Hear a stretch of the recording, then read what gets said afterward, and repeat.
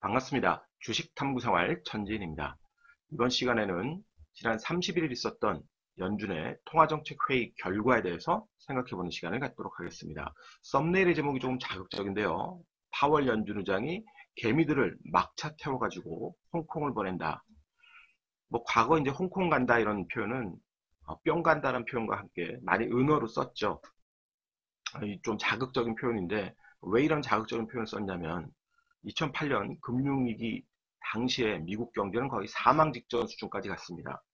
그러면 이 사망 직전의 환자를 치료를 잘 해서 다시 건강을 회복하게 만들었어야 되는데 치료제를 쓰거나 또는 수술을 통한 회복이 아니라 마약성 진통제를 무식하게 써서 결국 회복되는 것처럼 보인 겁니다. 고통을 잊게 만든 거죠. 그 방법이 무엇이었습니까? 바로 제로 수준의 금리를 유지하는 거하고 세 차례 양적 완화입니다. 3조 5천억 달러 수준의 어마어마한 돈을 뿌려댄 거죠. 그 이후에 옐런 의장이 다행스럽게도 경기가 앞으로 좋아질 수 있기 때문에 금리를 정상화시키는 과정이 필요하다 그래서 금리를 인상을 시도를 했습니다.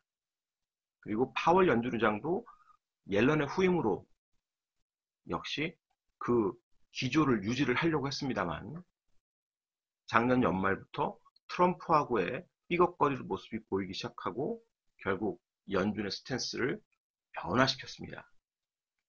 이번 연준의 통화정책회의 결과를 보면 기준금리를 이제 기존의 2.25에서 2.5% 수준으로 동결했습니다. 그러나 이게 동결이 문제가 아니라 이번에 파월은 무슨 얘기를 했습니까? 기자회견을 통해서 중립금리 안에 금리가 들어와 있다라고 설명했습니다.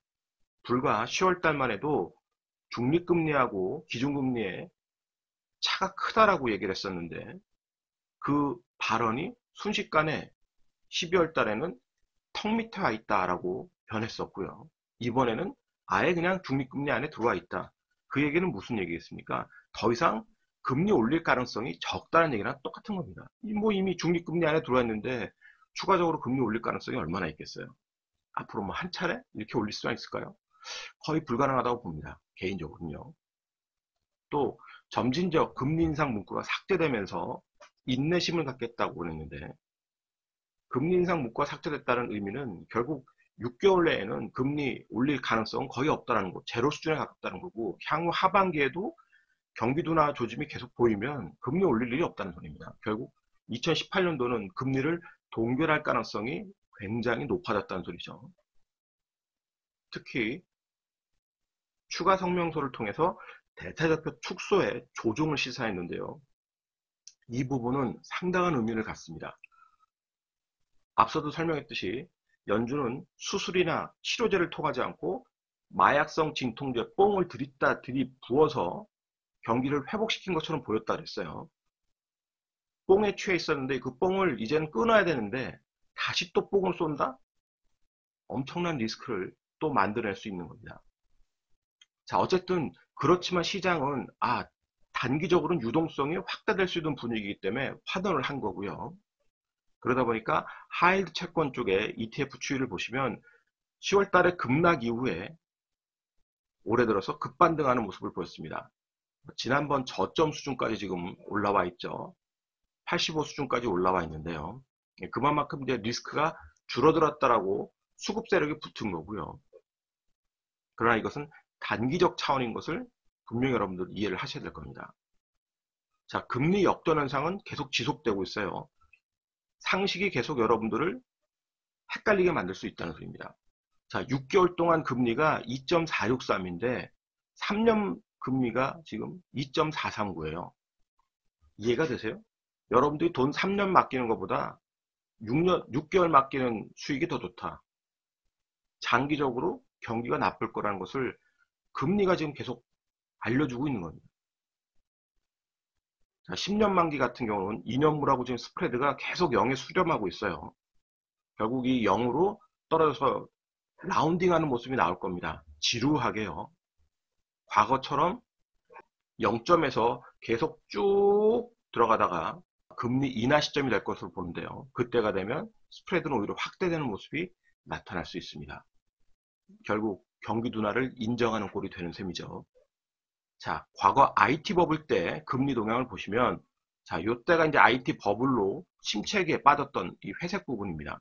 금리를 동결한 이후에 금리 인하 과정이 나오면서 결국 침체기에 빠지게 된 거고요. 자, 2016년에 금리를 동결하면서 이때도 뭐 연준에서는 계속 경기 좋다, 펀더멘탈 탄탄하다, 걱정하지 말라.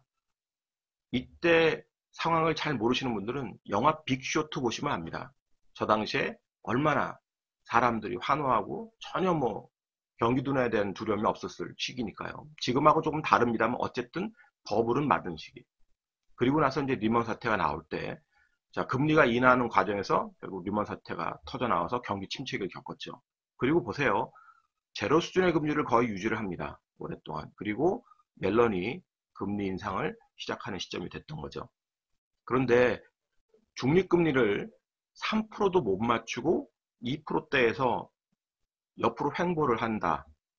2018년이요. 그리고 나서 금리가 하방으로 내려온다 그러면 결국 그때는 치명타를 맞을 가능성이 대단히 높아질 겁니다. 밑에 차트는 연준의 대체대표 차트인데요. 자, 연준이 자산이 1조 달러도 안 됐어요. 꾸준하게 올랐다 해도 1조 달러가 안 되던 그 자산이 2008년 리먼 사태 이후에 아주 거의 사망 직전까지 갔던 미국 경제를 끌어올리기 위해서 엄청난 양적 완화를 했죠. 4조 5천억 달러 수준까지 양적 완화를 했습니다. 자, 그리고 대체대표 축소를 통해서 이 양적 완화 분량을 줄여들었는데요. 지금 4조 달러 근처인데 연준의 원래 계획은 3조 달러 내지는 2조 8천억 달러 수준까지 줄이는 거였습니다. 그래야 어떻게 되겠어요? 향후에 문제가 생기면 다시 양적 완화를 할 수 있는 거죠. 그러나 지금 파월 연준 의장의 기자회견 내용을 보면 대체대표 축소 시기를 지금 의논할 때가 됐고 결국 이것이 떨어져도 축소하는 그 과정이 상당히 느릴 수도 있고 종료가 될 수도 있는 겁니다. 만약에 종료된다 그러면 더 큰 위기가 앞으로 오게 되겠죠. 지금도 자산의 버블인데 얼마나 더 큰 버블을 만들까? 금리 올려봐야 2% 수준인데 결국 다시 제로 금리로 가겠죠. 그러면 추가적인 버블이 활성화될 수도 있습니다만 결국 그 뽕에 취해 있는 그 유동성에 취해 있는 시장은 어느 순간에 깨닫게 될 겁니다. 이것이 다 허상이라는 것을. 그 허상을 깨닫는 순간은 붕괴로 가는 거죠. 그래서 연준의 지금 스탠스가 변화되는 흐름을 계속 추적을 해볼 필요가 있는 거고요. 잘못해서 막차를 타게 되면 정말로 홍콩 갈 수 있습니다. 다시 또 유동성 장세가 들어오는데 바닥에서 유동성 장세가 들어오는 것은 해피한 상황이죠. 그러나 지금 바닥일까요? 더군다나 미중 무역전쟁이 계속해서 지금 진행이 되고 있습니다. 트럼프 같은 경우는 설레발 쳐서 시진핑과의 지금 거의 합의점에 다다른 것처럼 얘기를 하고 있습니다만 과연 그럴 수 있는지 우리가 그 부분도 잠시 좀 검토를 하겠습니다. 미국 상무부가 중국의 최우선으로 요구했던 요구사항들을 월스트리트 저널을 비롯한 주요 언론사에서 발표를 했습니다. 첫 번째가 정부 보조금을 폐지하라. 니네들 자국 내 기업 보호하기 위해서 보조금도 폐지하라는 소리고요. 또 중국에 투자하는 그 기업들에 대한 강제 기술 기준을 제거하라는 소리입니다. 계속해서 우리나라 LG 디스플레이, 삼성 디스플레이 이런 쪽에서 투자를 하면 반도체도 마찬가지지만 기술을 빼가려고 하는 것들을 계속 보여줬죠. 니네 이런 기술을 줘야지 우리가 투자 유치하게 하겠다. 그런데 그것을 제거하라는 소리고요. 또 국가안보와 무관한 인터넷 정보 차단을 해제하라. 지금 구글 못 들어가죠. 유튜브 다. 국내도 네이버도 차단됐고 이제 다음도 차단됐다고 보도가 나왔습니다. 그만큼 이제 해외, 자국이 아닌 다른 곳에서의 인터넷과 여러 경로의 정보를 지금 차단을 하고 있는데요. 그것을 해제하라는 소리입니다. 그런데 여기에 대한 논의보다는 중국이 내민 카드는 뭐가 있어요? 2024년까지 우리 무역 흑자, 대미 흑자 빵 만들겠다. 1조 달러 쏟아부어서 니네들 물건 구매해 줄게. 그래서 우리 무역 흑자를 빵으로만 만들어 놓으면 니네 뭐 문제 없지 않냐. 요 딱으로 지금 중국은 대응을 하면서 시간을 벌고 있습니다. 그런데 만약에요, 트럼프가 그것에 만족해서 와, 니네 봤지? 앞으로 중국은 우리에게 무역 흑자가 빵으로 만든대. 그러니까 내가 윈이야. 라고 해서 추가적 조치를 안 한다 그러면 정말 트럼프는 뇌가 없는 자기밖에 모르는 사업가라고 보시면 되고요. 근데 그럴 거라고 보진 않습니다. 결국 지금 상무부가 요구하는 요구 사항, 요거 이제 겉으로 드러난 거, 요걸 가지고 또 질질질 끌면서 하나씩 뽑아 먹으려고 할 거고요. 그리고 진짜는 역시 통화 절상, 위안화 절상을 요구하는 거, 그리고 금융을 개방하는 게 결국은 마지막 종착역이 될 겁니다. 그때까지 가는 과정은 쉽지 않을 거예요. 그러면서 그 과정 속에서 중국이 버티기를 하기 위해서 지금 뭘 하고 있습니까? 강력한 또다시 경기 부양책을 꺼내들었죠. 지준율도 확 인하시켜버리고 돈도 풀고 어떻게든 간에 버텨보자. 트럼프 저거 재선만 되지 않으면 우리가 이길 수 있다라는 그런 자신감을 갖고 살살살살 꼬시면서 지금 가고 있습니다. 근데 중국 경기 결코 만만하지가 않습니다. 지금. 자, 지난번에 위안화 차트를 보여드리면서 이 저점의 자리가 깨지는 걸 보니까 뭔가 의구심이 든다 그랬죠. 위안화 절상 구간으로 진입한다. 트럼프 쪽하고 시진핑이 뭔가 합의한 게 있지 않을까라는 의구심. 그런 것들이 든다 그랬어요. 자, 이제는 위안화가 싼 고점을 찍고 차트를 조금 좁혀보죠. 자, 요 자리입니다. 자, 싼 고점을 찍고 지금 다시 위안화 절상으로 들어가는 과정입니다. 자, 이 자리까지 한번 어떻게 진행되는지 봐야 되겠죠. 뭐 한 번에 뭐 이 자리까지 갈 이유는 없겠습니다만 어쨌든 추세를 만들면서 위안화가 이제 우하향하는 방향을 잡았습니다. 그러면 이 우하향하는 방향이 다시 턴을 해서 원위치로 복구하는지 그 상황만 보시면 되고요. 이렇게 위안화가 우하향하는 과정, 절상 과정이 있다 그러면 시장 수급은 계속 긍정적인 상황을 만들어낼 거예요. 하지만 그것이 진짜 좋아지는 게 아니다라는 거, 그걸 여러분들이 기억을 하셔야 될 겁니다. 그래서 막차를 타더라도 선별적으로 타야 되는 거고 언제든지 뛰어내릴 준비를 하셔야 된다는 소리입니다. 다우존스의 차트를 보면요. 자, 급락 이후에 V자 반등을 했습니다. 이제 거의 절반 정도 다 되돌렸고요. 다시 이 고점을 한번 찍을 수도 있겠죠. 이 고점 때마다 한 번씩 흔들릴 수도 있을 겁니다. 그러나 중요한 것은 이 고점을 찍든 못 찍고 다시 꺾이든 결국 미국은 꺾이는 방향으로 간다는 소리고요. 미국이 꺾이면 다른 쪽도 마찬가지로 꺾이게 될 거라는 소리입니다.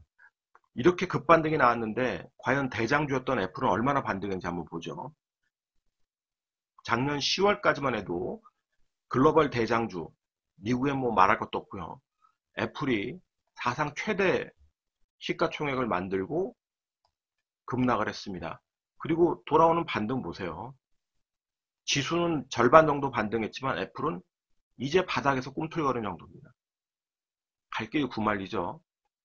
그래서 지금의 반등은 수급에 의한 반등으로 보시는 게 맞는 거고요. 지금의 유동성은 물려있는 분들이 빠져나올 수 있는 기회라고 생각하시는 게 맞다고 봅니다. 새로 진입하는 분들은 반드시 출구 전략을 세워놓고 뛰어들지 않으면 큰일 난다. 그것도 자기 자산의 일정 비율만 하셔야 된다는 겁니다. 며칠 전 아베 정부가 통계 조작으로 인해서 난리가 났죠. 제로금리 수준, 뭐 마이너스 금리 수준이니까 지금 일본은. 거기다가 무제한 양적 완화를 지금 찍어대는데도 실질적으로 좋아지느냐? 다 허상이라는 소리죠. 자산의 거품만 잔뜩 끼고 그것이 통계 조작으로 다 드러난 겁니다. 미국은 안 그럴 것 같으세요?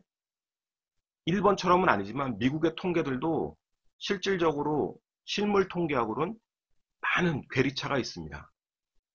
그래서 지금 시장은 향후 2년 안에 벌어질 수 있는 리스크에 좀 더 집중하면서 여러분들이 판단을 하셔야 될 시기입니다. 오늘자 한 줄 요약. 막차를 타더라도 탈출구를 생각하자. 이 영상이 도움이 되셨다면 좋아요, 구독하기 부탁드리고요. 저는 다음 시간에 또 뵙도록 하겠습니다. 즐거운 명절 되십시오. 고맙습니다. 전지인이었습니다.